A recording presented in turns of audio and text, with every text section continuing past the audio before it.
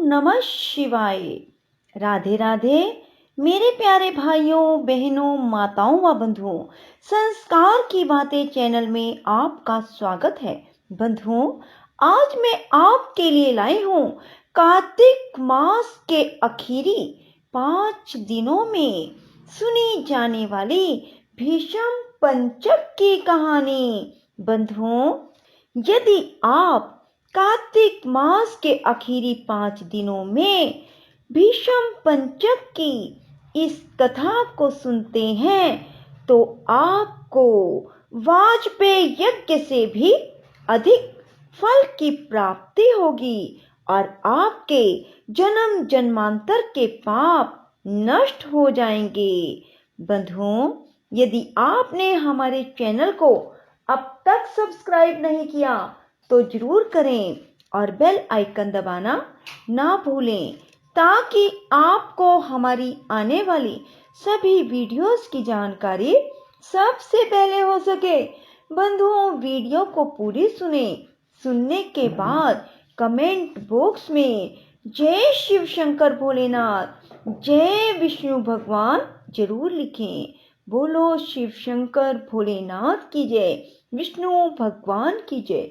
ब्रह्मा जी कहते हैं कार्तिक शुक्ला एकादशी, जिसको हरि प्रबोधनी एकादशी भी कहते हैं, इस एक व्रत के करने से वाजपेय यज्ञ से भी अधिक फल प्राप्त होता है।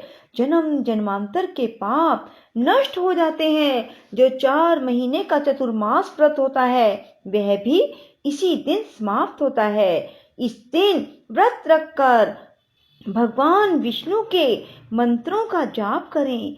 इसके बाद रात्रि को जागरण करें तो सब एकादशियों का फल प्राप्त हो जाता है। भीष्म पंचक व्रत कार्तिक शुक्ला एकादशी से आरंभ करके पूर्णिमा को समाप्त होता है। इस दिन ऋषि व पितरों का तर्पण करना चाहिए। भीष्म पंचक में नित्य ही भीष्म जी का तर्पण करना चाहिए। वसु के अवतार शांतनु के पुत्र चंद्रवंश में उत्पन्न व्याघ्रपद गोत्र संस्कृत प्रवर वाले संतति रहित गंगा के पुत्र सत्यवर्ती आजन्म ब्रह्मचारी भीष्म जी का तर्पण करने से संपूर्ण वर्ष के पाप नष्ट हो जाते हैं। भीष्म पंचक व्रत करने वाला पूर्णमासी व एकम को ब्राह्मणों को खीर का भोजन कराए, दान दक्षिणा देकर उन्हें संतुष्ट करे। इसके बाद आप भी भोजन करें।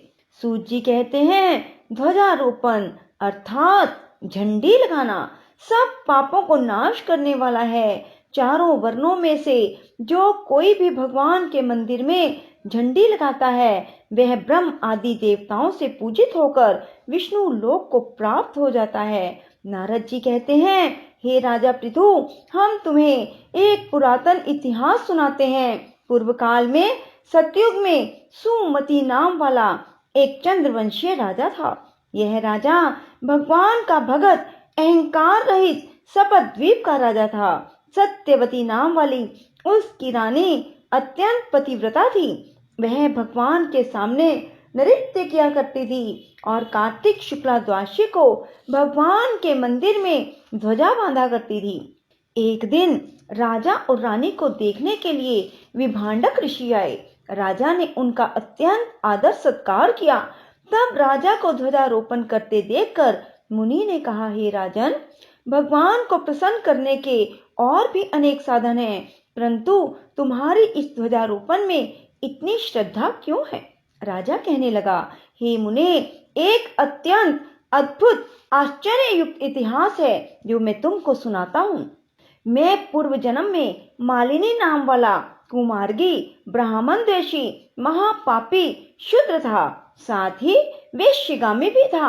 मेरे इन कर्मों को देखकर मेरे बंधु बांधवों ने मुझको त्याग दिया। इसके बाद मैं वन में जाकर एक टूटे हुए विष्णु मंदिर में रहने लगा और वन के मृग आदि जीव जंतुओं को मारकर पेट भरने लगा।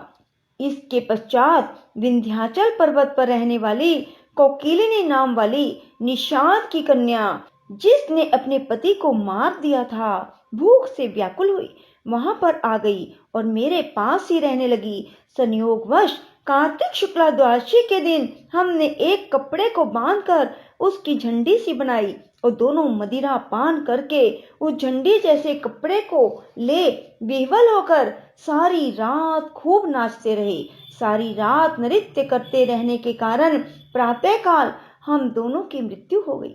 तब यमदूत हमें फांसी में बांधकर मारते हुए यमराज के पास ले जाने लगे।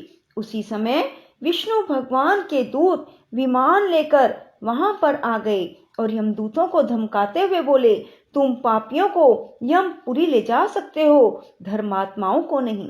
परंतु यमदूत भी अत्यंत क्रोधित होकर कहने लगे, यह दोनों महापापी हैं, इस कारण यह यमपुरी ले जाने योग्य हैं।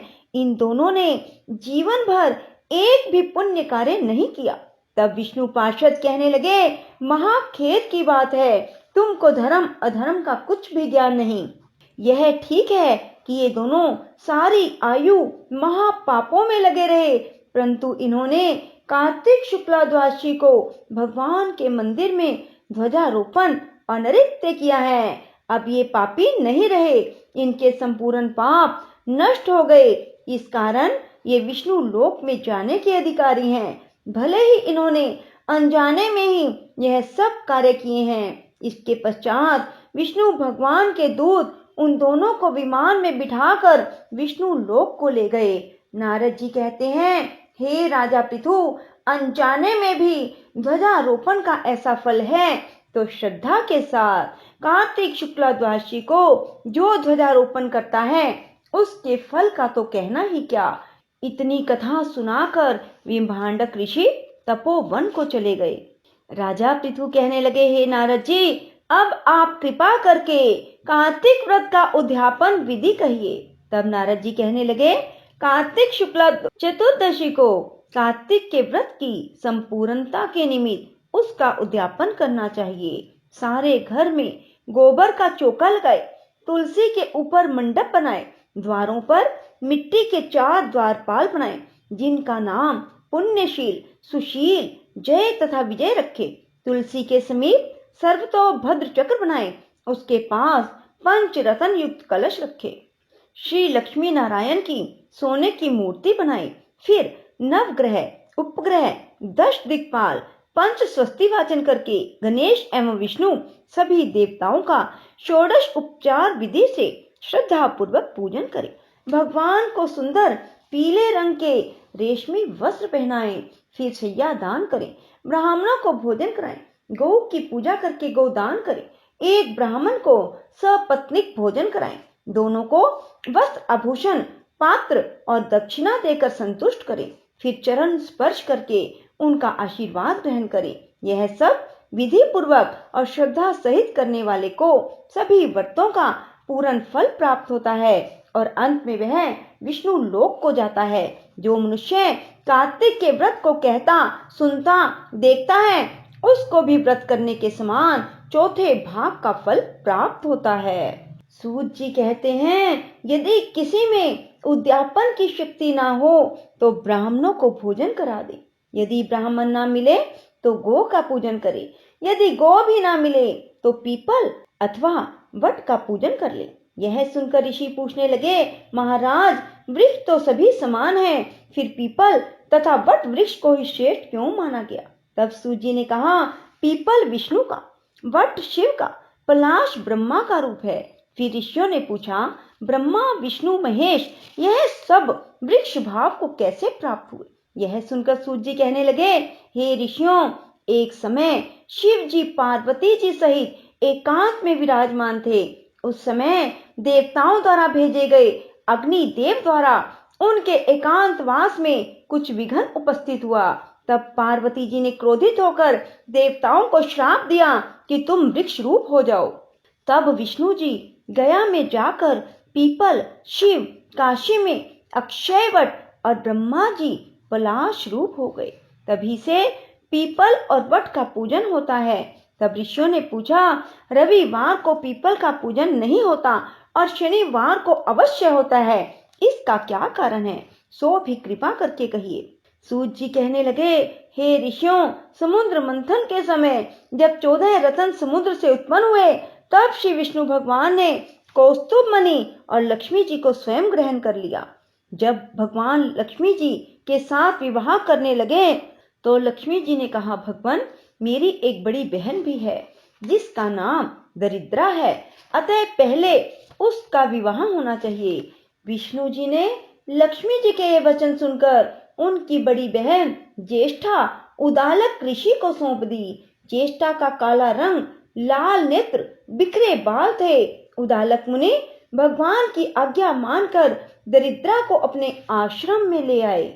वहां आकर दरिद्रा ने देखा आश्रम में वेद पाठ हवन हो रहा है। यह देख उसने मुनि से कहा, मैं यहाँ नहीं रह सकती, यहाँ पर चोरी यारी ब्राह्मणों का अपमान होता है, मैं वहीं पर रह सकती हूँ। उसकी यह बात सुनकर उदालक ऋषि अति दुखी हुए और उसको वहीं पर छोड़कर चले गए और कह गए, मैं तेरे लिए कोई स्थान देख कर आता हूँ। दरिद्रा ने बहुत देर तक ऋषि की प्रतीक्षा की, किंतु उनके न आने पर वह रोने और चिल्लाने लगी।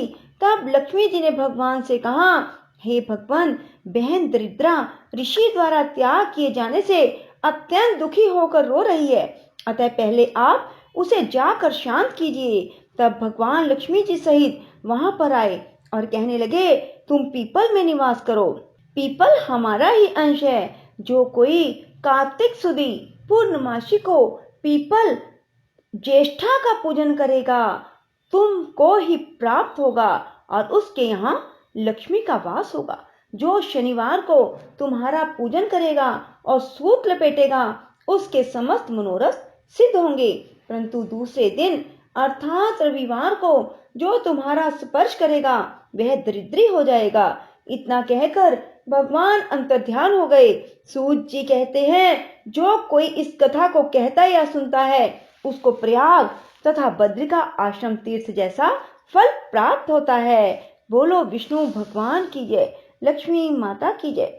राधे राधे, जय श्री कृष्णा। बंधुओं, यदि आपको हमारी वीडियो पसंद आए तो इसे लाइक करें और शेयर भी जरूर करें। धन्यवाद।